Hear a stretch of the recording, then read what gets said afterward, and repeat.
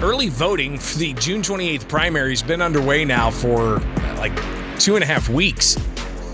And we're going to be rapidly approaching June 28th faster than you realize. But of course, there's a lot of choices out there on the ballots, either for Republicans or Democrats, all up and down the ballot. Democrats, you got, a choice for who should be the Secretary of State nominee. You do have a choice on governor as well. You've got one candidate, Beverly Miles, challenging Governor Pritzker in the Democratic primary. But also in the 13th Congressional District, there are some choices there on the Democrat side. But you can't pull a Democrat and a Republican ballot. You can only pull one of those. So if you're going to pull a Republican ballot, you've got 6 choices for governor, a bunch of choices for U.S. Senate, and several choices for the 13th Congressional District. We've talked to several of the candidates and plan on talking with more already. But right now, let's talk with Regan Deering. She joins us here on WMAY as a Republican candidate vying for the party's nomination for the 13th Congressional District. Regan, thanks for taking time with us. How are you? Good morning to you. Thank you for having me and giving me an opportunity to reach your listeners this Absolutely. week. So a lot to talk about, of course, and there's never a dull moment when covering politics in not just Illinois, but in Washington as well.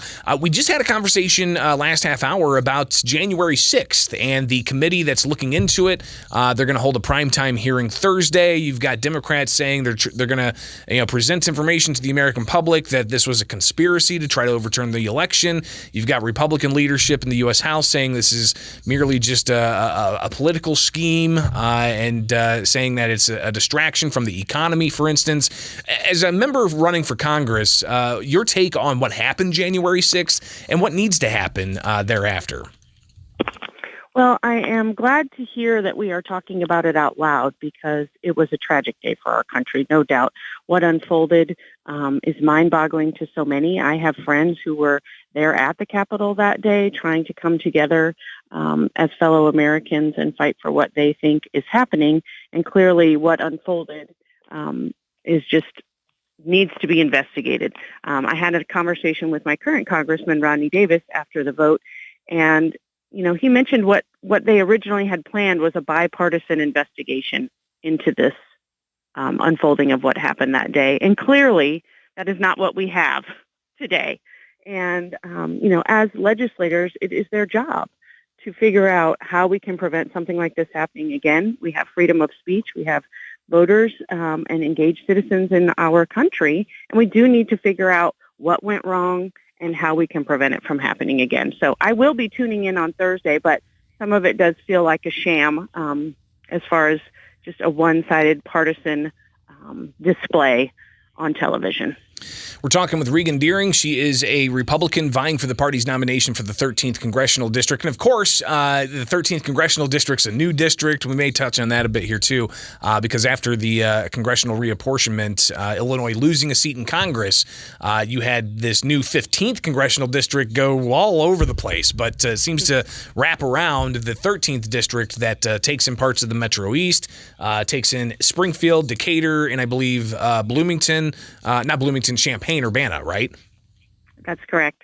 Yes, we're left with 3 congressional districts sort of in central and southern Illinois, and it's clearly by design that Democrats are trying to handpick this narrow area where they can take voters and make it a Democratic, likely it's now Democratic-leaning district as we have strong candidates running against the presumptive nominee that's a handpicked former Pritzker staffer. So it is quite a breadth. We have a variety of communities in there, but I really think we all want the same things.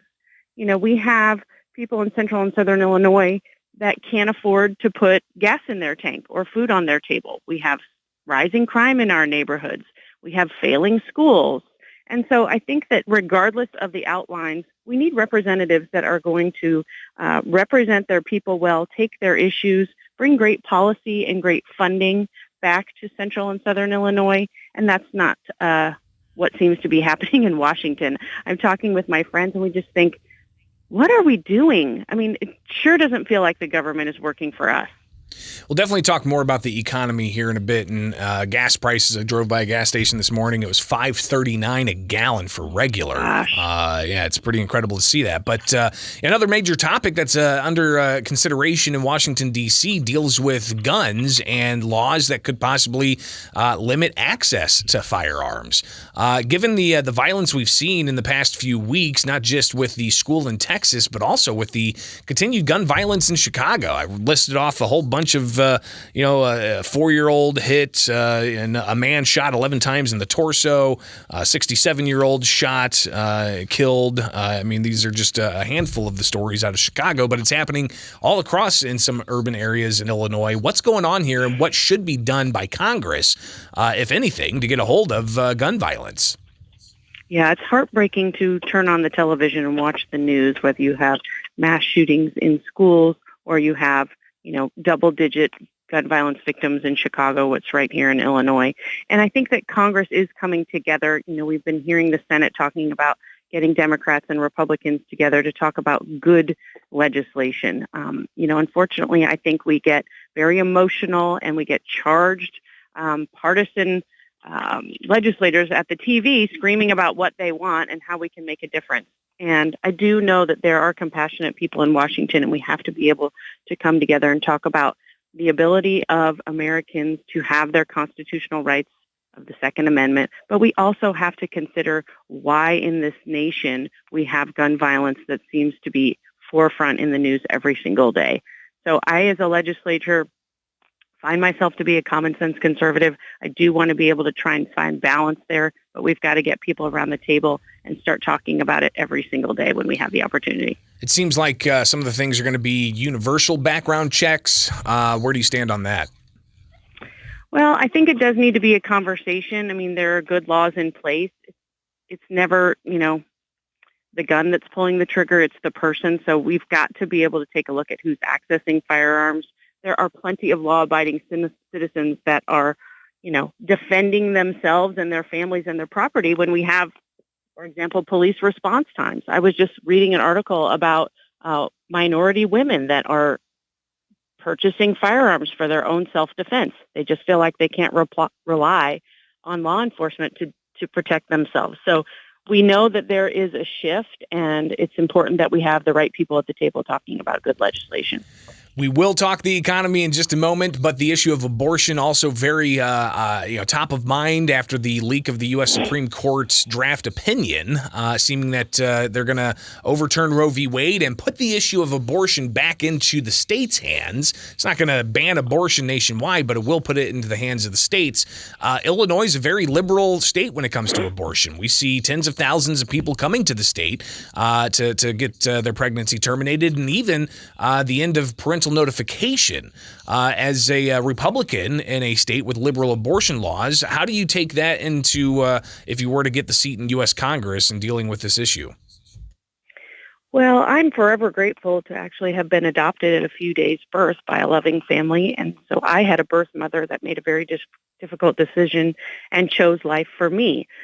Here in Illinois, you're right, we do have very radical abortion rights, all the way through, live birth abortions in the 9th month. So it is heartbreaking for me to see our state be on that side of the spectrum. I am hopeful for the leak out of SCOTUS that we will have the issue returned to the states. Constitutionally, I don't think abortion is a right. And elections have consequences. I live here in Illinois. I know I've met a lot of people on the campaign trail who are trying to be conservatives, get elected to the state. But I think that it is a state's issue. I don't love hearing the argument that, we're eliminating women's choice. The returning the issue to the states is not making abortion illegal. It is allowing states to vote and discuss about, where they fall. Here in Fairview Heights, down in, the south end of my district, we have, in the same town, we have a crisis pregnancy center where they're trying to spread the love of Jesus and talk to women and young men in their reproductive age about what happens when you have a difficult choice or an unplanned pregnancy. And, just several miles away, we have Planned Parenthood partnering with a federally qualified health center to bring in women and families from other states to offer those services, no questions asked. So it is a very polarizing issue, and I think that in Congress, we need to be able to take a look at returning that issue to the states and talking with our constituents about what that means for them. We're talking with Regan Deering. She is one of the candidates running for the Republican nomination for the 13th Congressional District. And finally here, Regan, just a few more minutes. The economy, gas, $5.39. I just drove by here. Seems to be going up and up and up. The president says, we're in an interesting transition period. God willing, we get through it, he says. But you also have the economic numbers. The White House says they're doing great. Of course, they're looking at post-pandemic increases. But what's going on with the economy, and how do we get a hold of inflation and gas prices for those everyday Illinoisans? Yeah, we are not doing great. Most voters that I'm talking to, and just people in my community throughout this district, are hurting really badly. I work for a local nonprofit here in Decatur that's primarily a food pantry and offers emergency funding for things like utility assistance or prescription assistance, clothing to get a new job. And we have never been busier, never. And we always would say we're trying to work ourselves out of a job.